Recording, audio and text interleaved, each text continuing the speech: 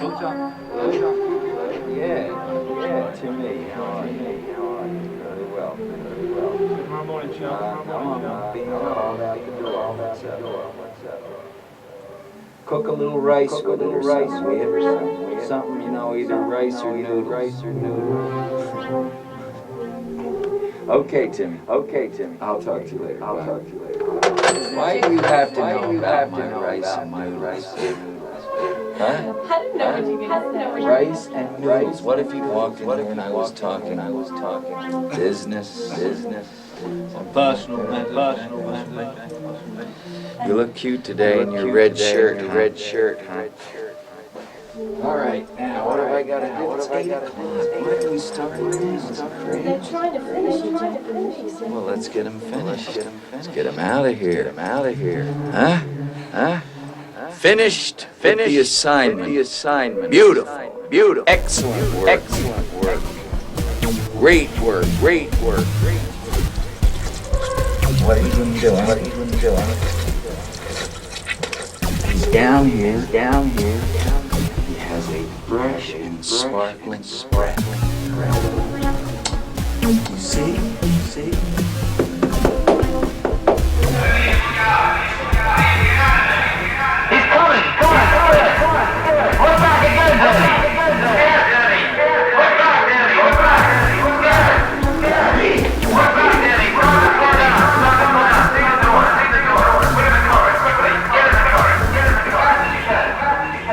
It's beautiful.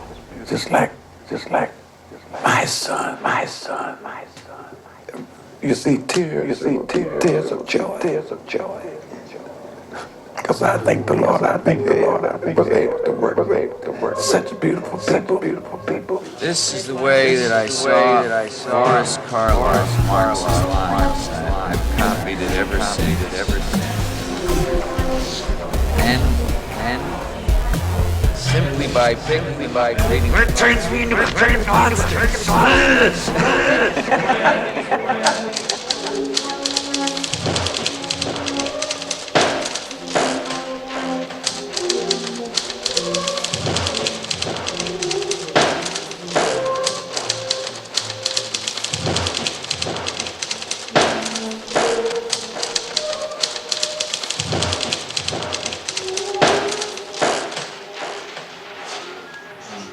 Whatever. I mean, there were times where I felt a bit jealous because he got very much attention. And I suppose I like attention. From May until October, I was really in and out of ill health because the stress of the role was so great, and the stress of being away from home just uprooted and moved somewhere else, and I had just gotten out of a relationship, and so for me it was just tumultuous.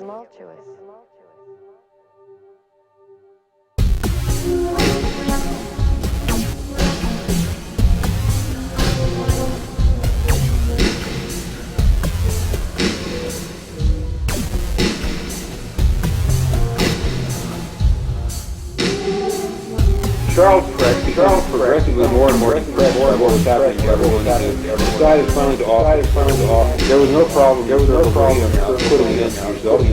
Bought into a large quantity of bread, cooking bread, wine late at night, thrown off the interruption. The planning part had to do with the artifact and found by later archaeology, so that know from which strategy, and also could piece together where your head had been at the time you did it. He spent several days deciding on the artifact, much longer than he spent deciding to kill himself, and approximately the same time required to get that many breaths. He would be found lying on his back, on his bed, with a copy of Ayn Rand's The Fountainhead, which would prove he had been a misunderstood Superman rejected by the masses, and so in a sense murdered by their scorn. And an unfinished letter to Exxon protesting the cancellation of his gas credit card. That way he could indict and achieve something by his death over and above what the death itself achieved.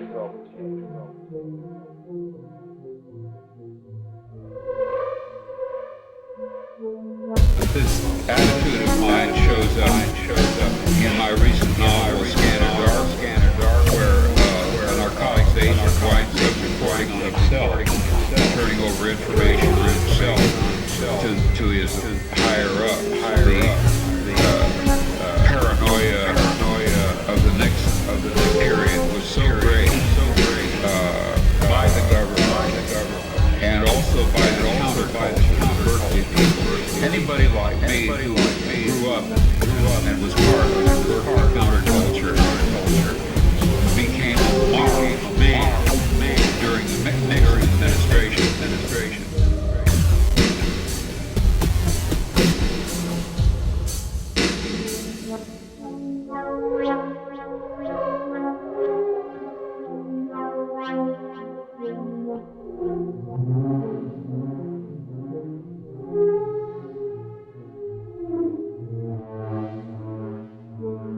Scanner Dark became his difficulties in his own life and his friends and family.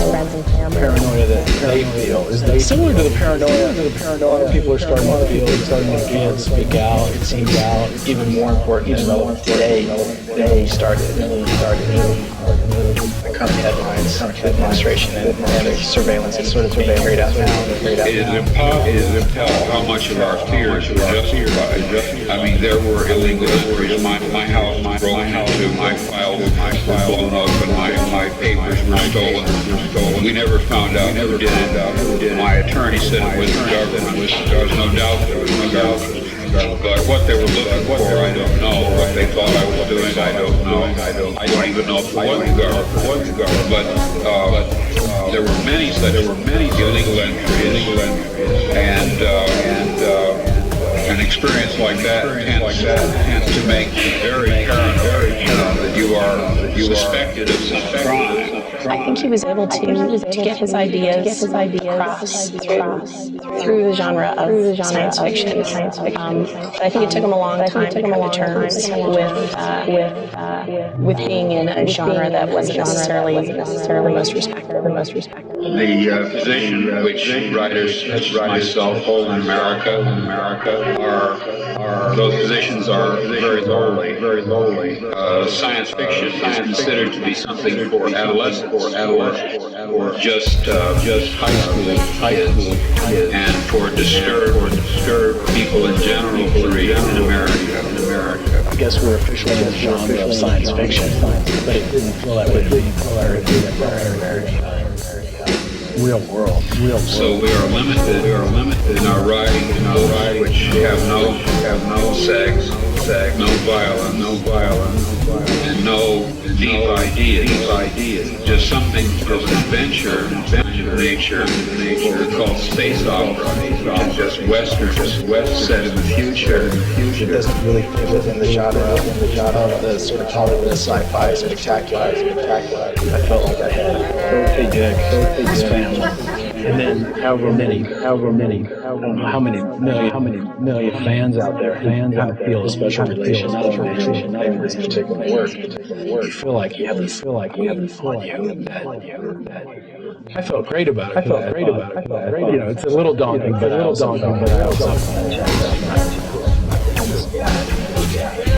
I think the screenplay is great. Yeah, I do. I think the essence of the story is there.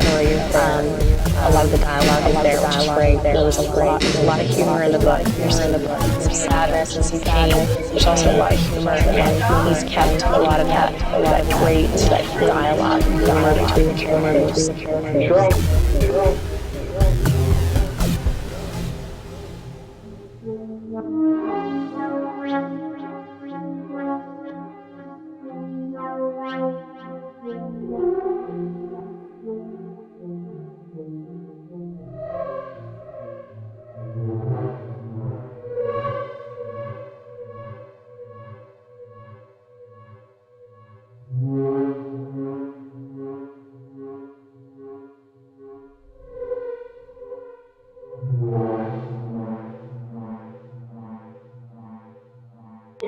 And this whole thing could be seen as sort of a cautionary tale, I think, both on a personal level, but then kind of a societal cautionary tale. Because ultimately, I think you have these people who are just, they're just folks trying to get through their day, for whatever reasons they end up here, but they're really not bad people. We've kind of created almost this really insane family based on, what binds them together is this kind of an agreement to like be insane and co-sign each other's demise. So yeah, I mean, once you're in that realm of activity, you should start to expect the worst. He's making a statement. Maybe it's a satirical statement about the drug war. They were very frank. They were like, if it wasn't for drugs, our dad would still be writing. Instead of dying in 1982. My father had demons and struggles with his own drug abuse. And he saw a lot of friends and loved ones harmed and or dead. Taken too far. To go too far. You become dead, paralyzed, impaired. Lose your life. And there's certainly a kind of aspect. Substance D. Ate his head. Another loser. It's easy to win. Anybody can win.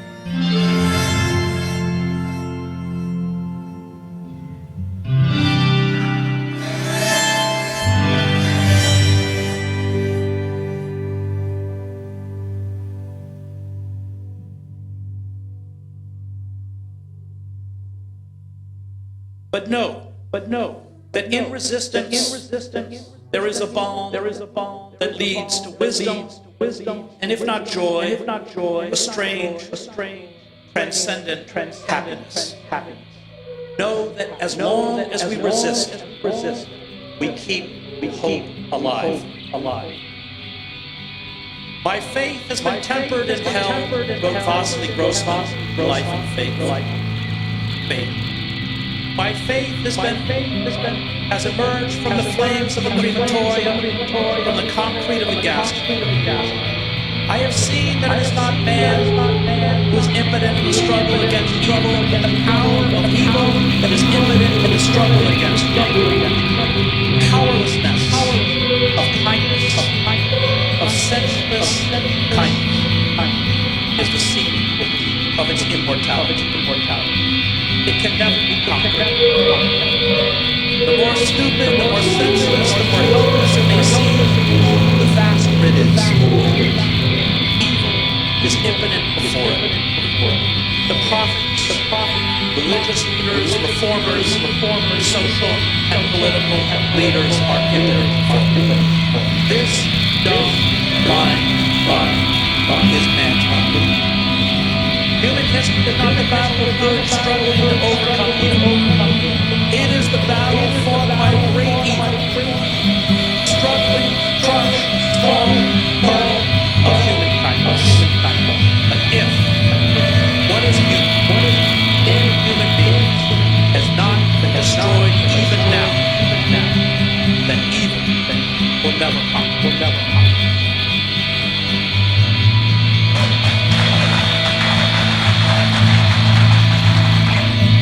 The days ahead will be dark, frightening,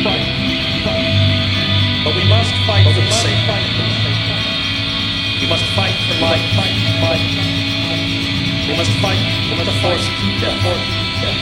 We fight not only for ourselves, but for those who will come after us, our children.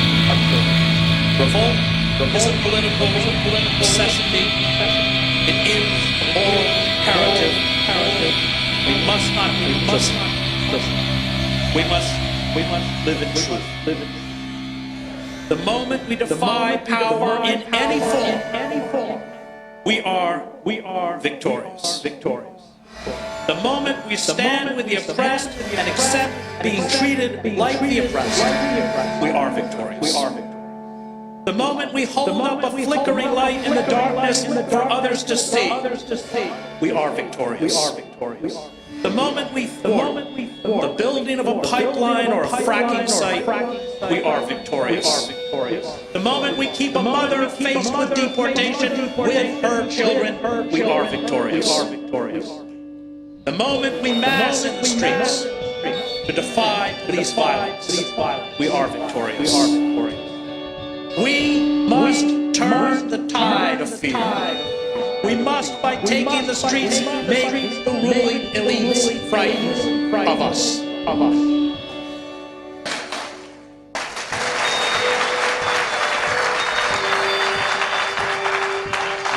To sit idle, to refuse to defy these forces, to by our silence be complicit, will atrophy and wither our souls.